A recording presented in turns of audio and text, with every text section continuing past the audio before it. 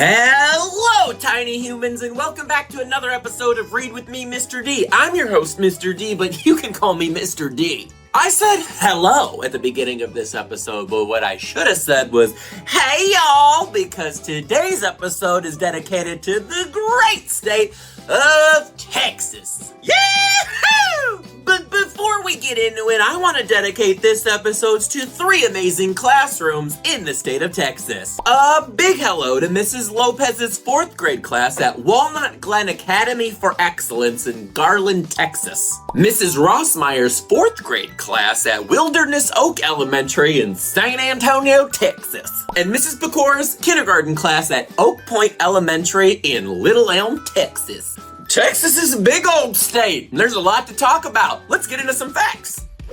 Texas is the 2nd largest state in the United States with a population of around 30 million residents.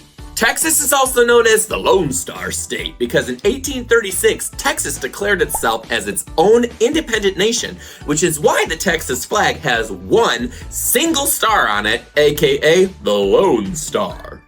The state animal of Texas is the Texas Longhorn, which is also the logo and inspiration for the University of Texas's mascot, Bevo. There's a saying that goes, everything's bigger in Texas, and that couldn't be more true when it comes to the Texas-born gigantic gas station known as Buc-ee's.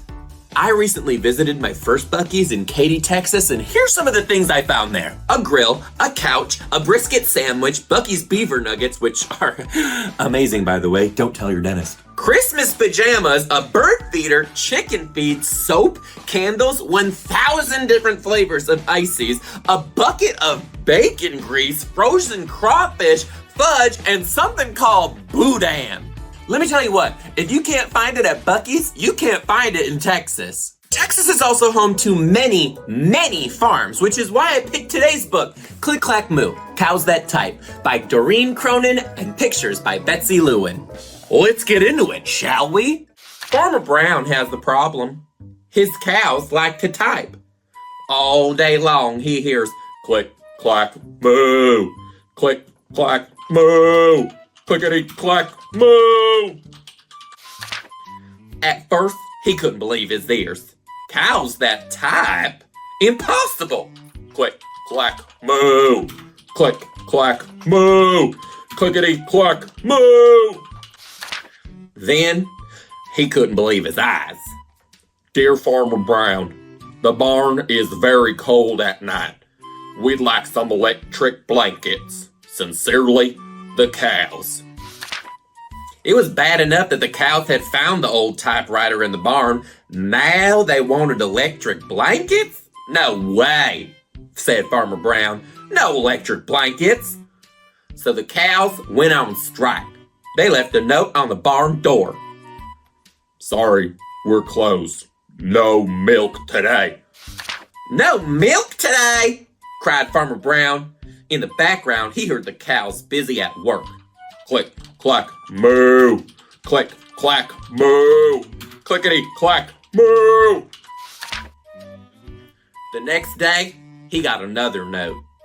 Dear Farmer Brown, the hens are cold too. They'd like electric blankets. Sincerely, the cows. The cows were growing impatient with the farmer. They left a new note on the barn door. Closed. No milk, no eggs. No eggs, cried Farmer Brown. In the background, he heard them. Click, clack, moo. Click, clack, moo. Clickety, clack, moo.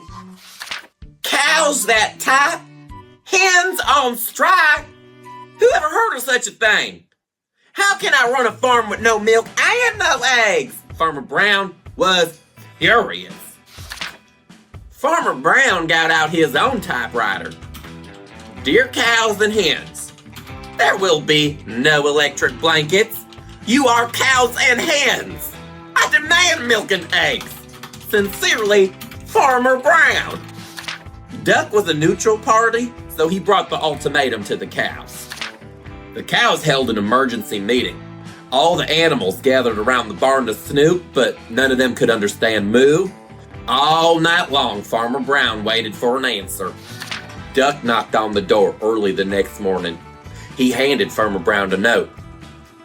Dear Farmer Brown, we will exchange our typewriter for electric blankets.